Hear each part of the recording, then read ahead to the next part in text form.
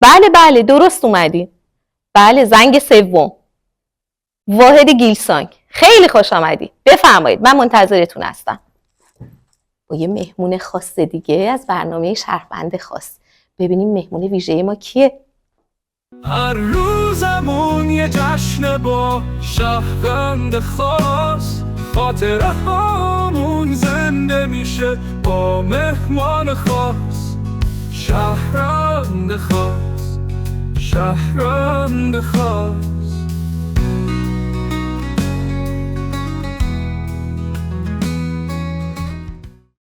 دکتر تد، مرکز استعدادیابی و پرورش استعداد مخصوص کودکان. درود و خیر مقدم عرض میکنم خدمت شما استاد بزرگوار. خیلی خوش آمدید به برنامه ما. خیلی خوشحالیم که شما رو اینجا مرسی. زیارت میکنیم. برای شروع میخوام اگر که لطف بکنید یک معرفی از خودتون داشته باشید، جوری که تمایل دارید در واقع مخاطبان شما رو اونطوری بشناسن. من عرض سلام و ادب دارم خدمت کسایی که دارن برنامه ما رو میبینن. من محمد اسقا هستم، متولد سال 1333، دارای دیپلم ادبی و در رشته آهنگسازی، ترانه‌سرایی و خوانندگی فعالیت دارم. بسیار خوشبختم. خواهش. خیر مقدم مجدد عرض میکنم. چی شد که وارد فضای موسیقی شدید استاد؟ یعنی داستانی که پشت اولین آهنگ شما بود چی هست؟ یه داستان خیلی جالبیه. من اول مداح بودم، همراه پدر مرحوم من مداحی میکردم تا سنین 12 سالگی. تو ماه محرم مداحی میکردم. بعد یه روزی پدرم زد پس کله منو، به قول معروف گفت که تو دیگه به درد مداحی نمیخوری، داری موسیقی میخونی. آخه آره. از اون لحظه دیگه من احساس کردم که خوب میخونم. کارهایی که خواننده های اون زمان مثل زنده یاد منصور و فانی که ازش خیلی خاطره دارم، و استاد مسعودی و استاد رضا، کم کم علاقمند شدم. از درست. اول دبیرستان که دیگه رفتم، دیگه تو مسابقات هنری شرکت کردم. 5 سالم قهرمان اول استان بودم و آفرین. به اردوهای رامسر میرفتیم و از اونجا بنای موسیقی من گذاشته آره شد. شروع شد. به سلامتی انشالله. انشالله حالا بتونیم از باش. صدای شما، از سلامت کارهای باش. شما سلام. لذت ببریم. بیشترین اثر رو چه کسی تو مسیر کاری شما گذاشته؟ من از لحظه‌ای که کار شروع کردم، اول خواستم که صاحب ثبت بشم. یعنی خیلی آدم ما داریم تو سطح استان و در سطح ایران و جهان که مقلدن، بله تقلید میکنن. بالا اینا درست چون اصل هست، مردم دیگه فرع و گوش نمیکنن. بالا درست. یک گفتم که بیام مثلا یه کارهایی بکنم که مستثنا باشه، دیگه تکرار مکررات نباشه. من واسه همین کارم خیلی چوب‌ها خوردم، خیلی اذیت‌ها شدم از متاجرین موسیقی این استان. چون من کسی بودم که با آهنگ بانو اومدم موسیقی، یه تحولی در موسیقی محلی ایجاد کردم، به درست. پاپ گیلکی رو مد تلفیق کردم کردید. درست. و آوردم تو باز. خیلی ها به من کوبیدن تو این راه، خیلی خواستن که مسیر من عوض کردم، ولی خوشبختانه طوری شده که کلا شاید 90% موسیقی های گیلان ما پاپ گیلکیه. بله. یعنی من از اون اوان کارم سعی کردم که برای خودم یه سبک خاصی داشته باشه. من تشکر میکنم از این بابت از شما. خیلی باش. ممنونم. یه خاطره جالب و شنیدنی تو حوزه موسیقی اگر که خاطرتون هست برای ما بفرمایید لطفا. من تو اوایل کارم تو موسیقی گیلان با زنده یاد شیوان فومنی شروع کردم و چون ایشون بزرگ بودن و من خجالت میکشیدم بگم که من ترانه سرا هستم، ترانه میگم. اوایل 3-4 تا کار ازشون خوندم. یه آهنگ خونده بودم به نام گلپری که اون زمان خیلی گل کرده بود فلان. بعد یه جا میگفت که نشان دهید رای ما چا عوض مردمان.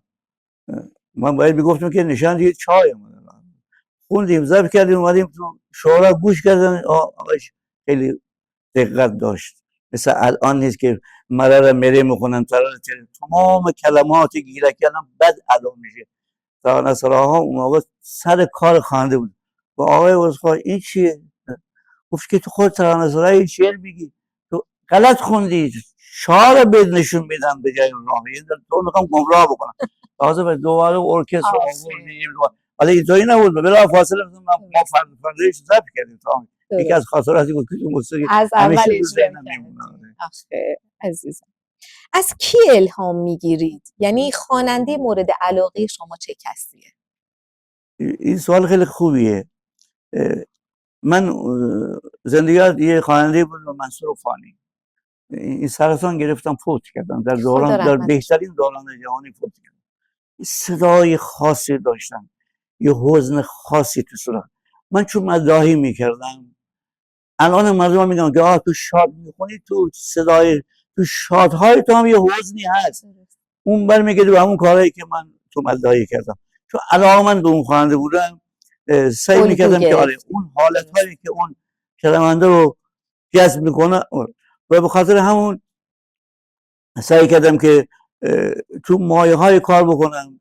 یعنی شما شاید باور نکنید، من مثلا همیشه شب میخوام بخوابم، بالای سرم یه کاغذ یه خودکار هست، یه چیزی به من الهام میشه، 2 شب، 3 شب، 1 شب، یعنی بلند میشم یادداشت میکنم. بعد سوال خوب شما اینه که یک خواننده باید بدونه که چی داره میخونه.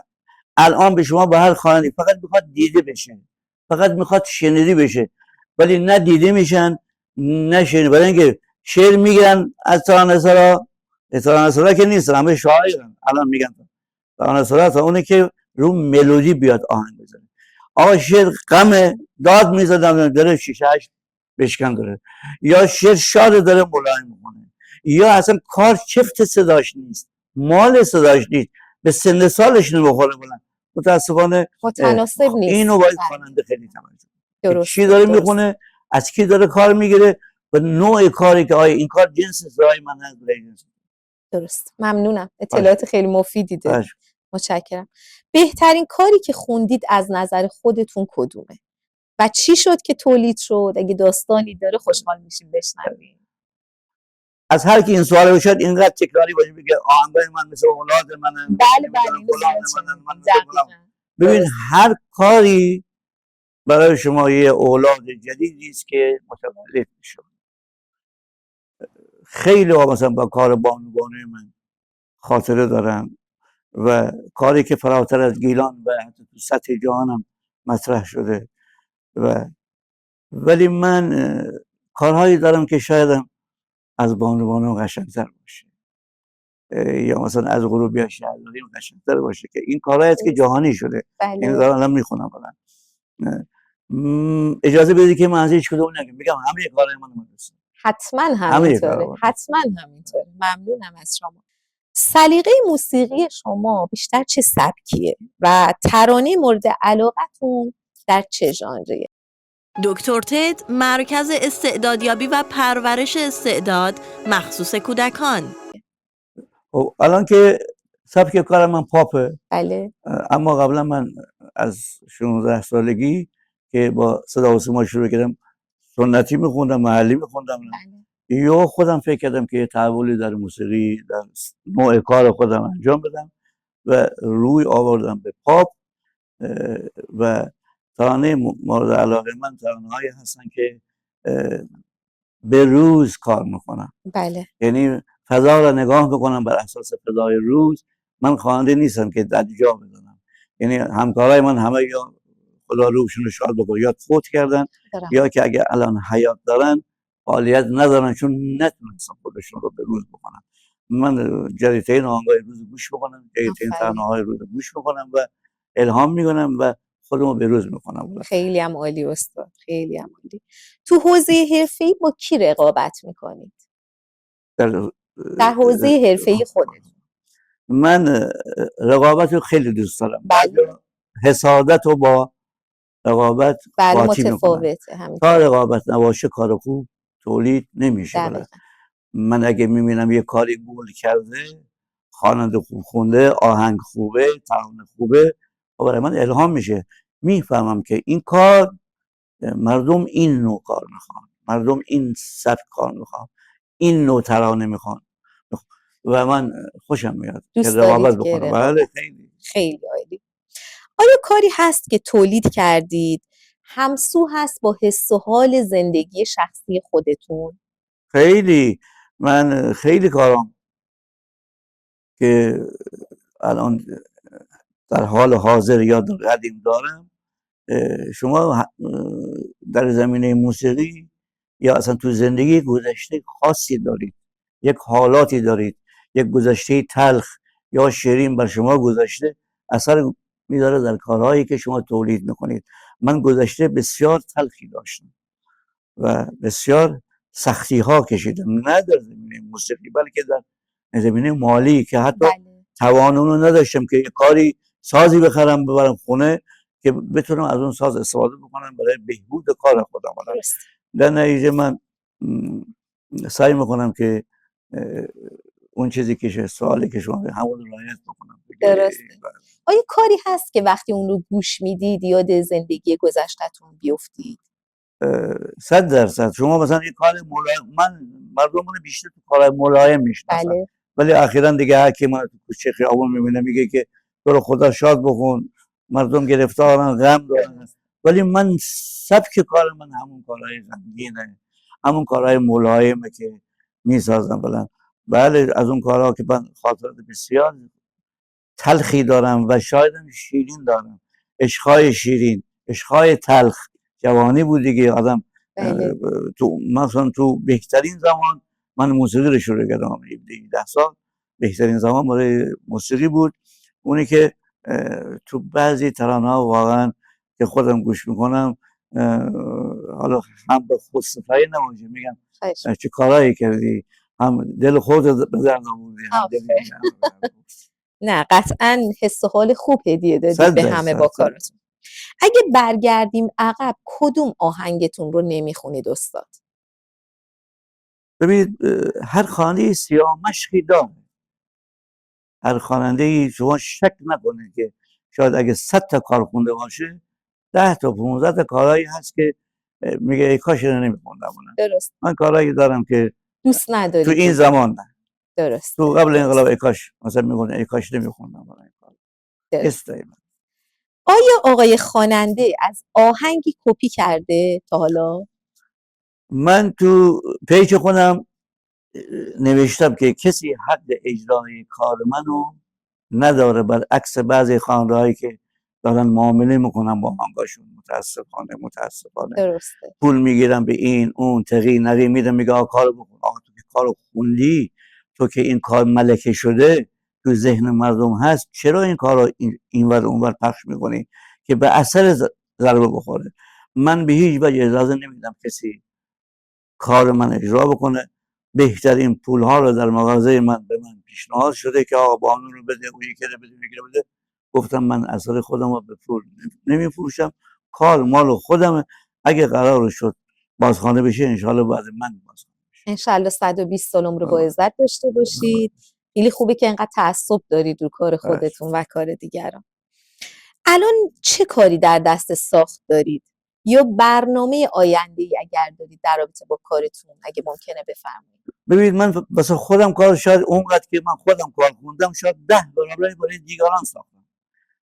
آلبوم بستم، تک کار خوندم، ساختم، ملودی میسازم، ترانه میسازم و همین الان چند تا کار واسه برای خواننده‌های دیگه دارم. یعنی سر من بیشتر تو اون وادی شلوغ‌تر تا برای خودم کار بزنم. من همیشه تو تا کار تو آستین دارم. آفرین. شما شک نکنید. الان مثلا برای نوروز من این کار خوندم، الان تو دست میکس مستر یه 6-8 من چند وقت دیگه میاد بازار و یه ملایم دیگر الان در دست تهیه دارم. یعنی من مرتب کار دارم ولی بیشتر کارهای من برای دیگران میسازم. حالا اون برای آب این برای آب، بالاخره داریم کار میکنیم. وادی من بیکار نیست. بسیار عالی. پرتوان باشید انشالله. اگه تمایل دارید یه هنرمند گیلانی معرفی بکنید که توی برنامه بعدی شهروند خاص مهمان ما باشن. متاسفانه بزرگان موسیقی ما و رسانه های ما بعضی از هنرمندا فراموش کردن، نه اسم از اینا میبرن نه یادی میکنن. نه، ما خانواده خوب زیاد داشتیم در گذشته، یا فوت شدن، ولی یکیشون هست من خیلی براش متاسفم، یعنی برای خودم هم متاسفم که در یه جاهایی نتونستم اینو بگیرم، باشه در ارتباطم اینو بگیرم بیارم بالا که بگم چرا سکوت کردی، چرا نمیخونی. خودشم خیلی ناراحت، لیسانسی ادبیاتی هم هستن و یک از خانواده قدیمی هستن و خیلی مریض احوالن. خواننده هست به نام آقای حیدری. آقای حیدری، اگه از شما خواهش میکنم اگه خواهش دسترسی می‌کنم. بهشون دارید، چون یه هنرمند بسیار با شخصیت، با سواد، متین، و از اون خانواده که خودش از اون نفروخت. متاسفانه حال و روز خوبی هم نداره، مریض احوال. اگه ازش دعوت بکنید خیلی انشالله اگه سعادتی باشه حتما بله. در خدمتتون هستیم. اگه حرف نگفته‌ای هست بفرمایید ما بشنویم. والا منو به عنوان یک خواننده منتقد نگاه میکنن. حضرت علی حرف خیلی قشنگی داره، میگه که حقیقت کاری با من کرده که یه دوست برم نگه نداشته باشم. خیلی با من لجن، با من خوب نیستن، چون من حتی به فرزند خودم که ملودی میسازه انتقاد میکنم، میگم آقا این کار ضعیفه یا این برداشته. متاسفانه به هر یک از جوانهایی که دارن کار میکنن و خیلی خوشحالم که دارن کار میکنن، خصوصا در وادی موسیقی گیلک، اصلا حرف گوش نمیکنن، انتقاد پذیر نیستن، فقط دوست دارن که این کار تون تون تون تون تون بزن که دیده بشن، تون تون تون تون بخونن. میگه میشه یه خواننده واسه در ما 10 تا دیگه اگه دروغ نگم 5 تا آهنگ بده. میگه تو سوپرمارکت میگه میری ترانه دیگه ملودی میگیری میخونی بلند. من خیلی حرفا دارم، مخصوصا با بزرگای موسیقی ما که کوچیک شدن.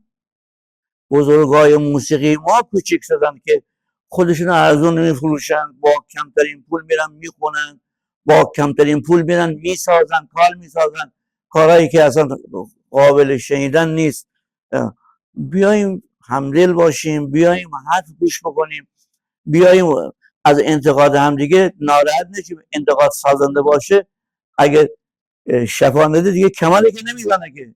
خب این خواننده‌ای که داره میگه که این کار ایراد داره، کپی است، برداشته، خب خیر تو رو میخواد، تو هم بیا روش بکن، چه معنی داره که جایگزینی من بشه؟ من که دیگه همیشه نیست، من دیگه چیزی نیستم خودم بالا بگم. آقا بذار یه واسطه دیگه بیاد، یه دعایی دیگه بیاد، یه خواننده پولدار دیگه بیاد، بذار خواننده ها زیاد بشن، مردم با این صداها خاطره دارن، خاطرت بمونه، ولی متاسفانه گوش نمیکنن. انشالله این برنامه دلیلی بشه برای اینکه جوانترها بیشتر به حرف شما گوش بدن. انشالله. استاد بزرگوار، من یه سری جملات نیمه کاره خدمت شما قرائت میکنم، شما زحمت بکشید اینا رو تکمیل بکنید. وقتی شرایط برخلاف میل من هست کار نمیکنم. من همیشه میخواستم یه خواننده خوب باشم که مردم از صدام خاطر باشن. که هستید. وقتی بچه بودم آرزوهای خیلی شیرینی داشتم که رسیدم به اینا. خدا رو شکر. بزرگترین اشتباه من این بود که که بعضی کارا نباید میکردید. اگر دوباره جوان بودم طرحهای خیلی خوبی داشتم، مخصوصا با این فضایی که الان هست.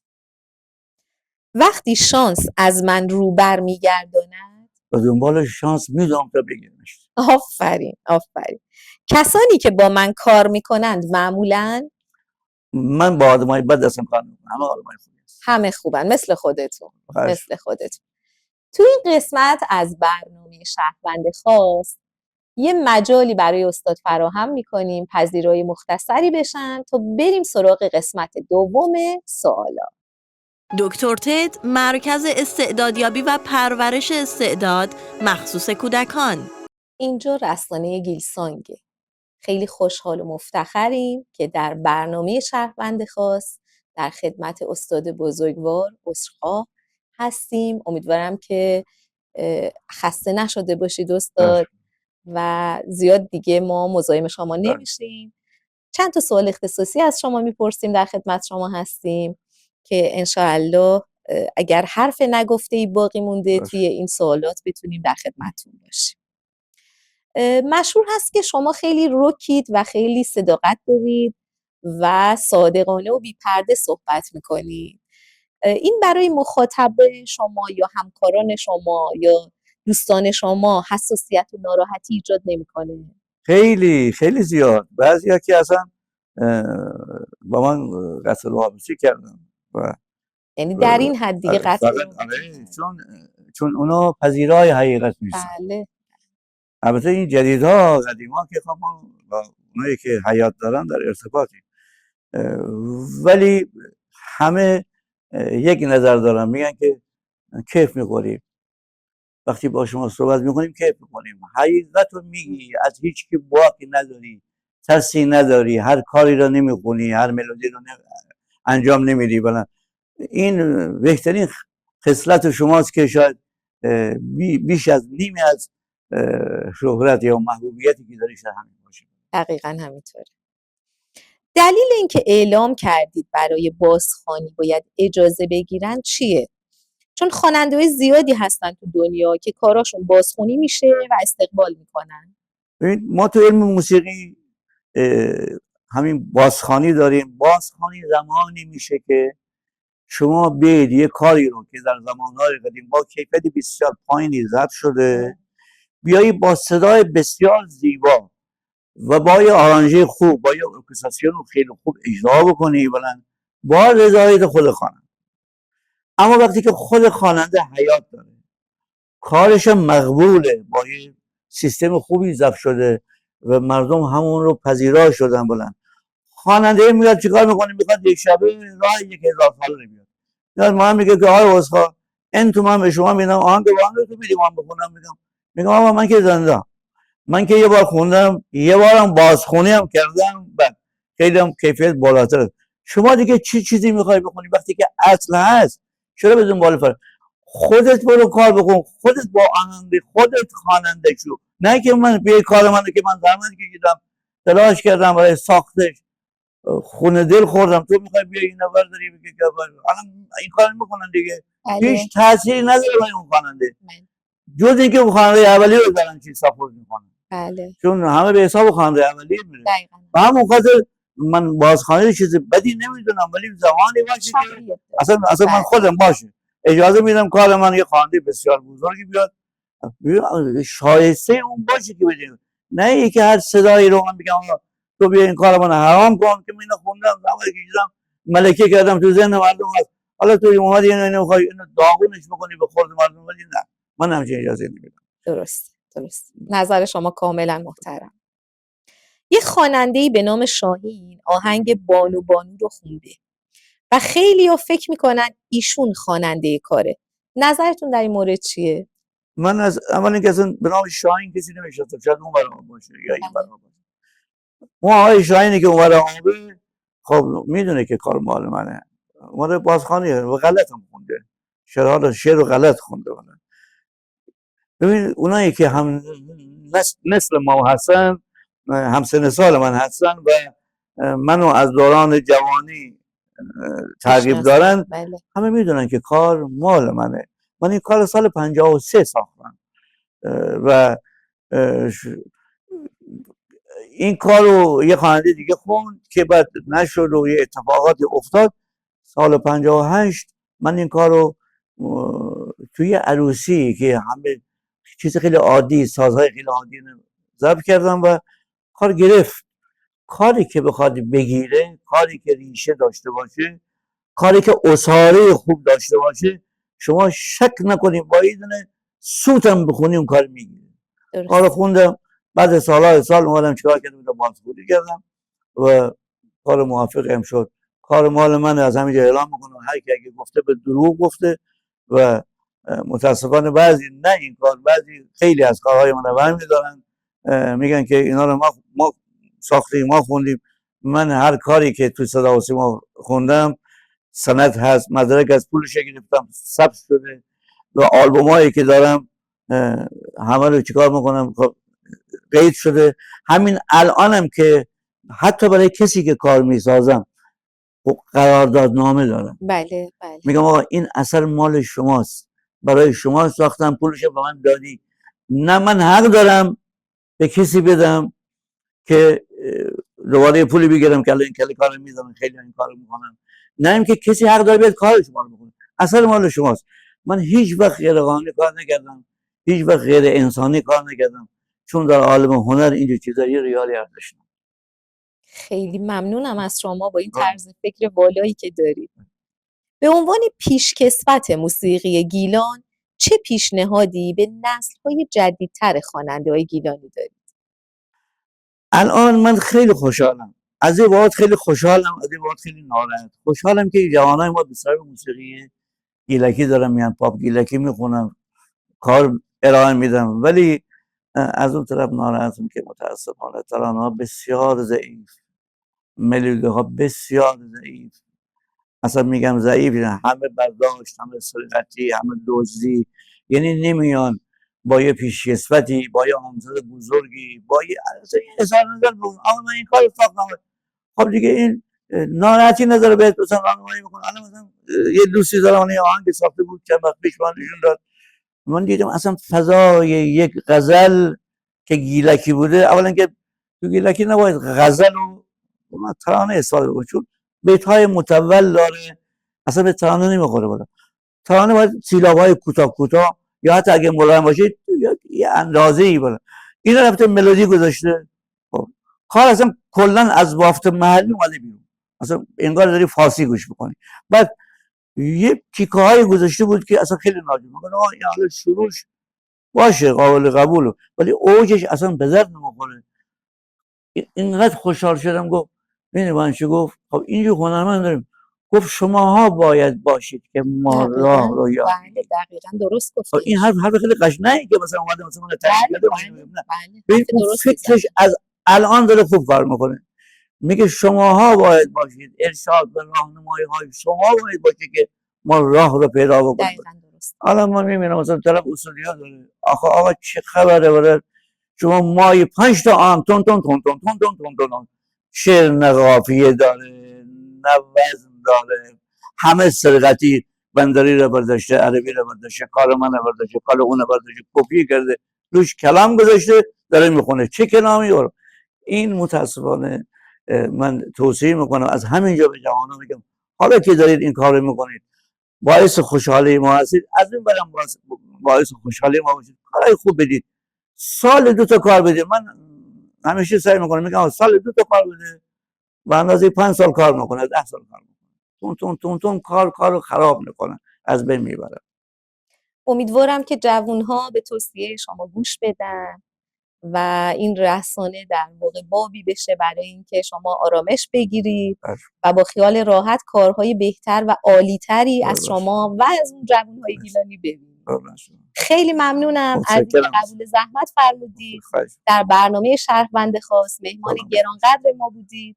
برای شما آرزوی سلامتی داریم، آرزوی طول عمر داریم و انشالله بیشتر بتونیم در آینده در خدمت شما باشیم. انشالله اگه خدا من یاری بکنه نفسی وام بده که ما در خدمت انشالله سلامت باشید، سالهای سال در خدمت شما باشیم.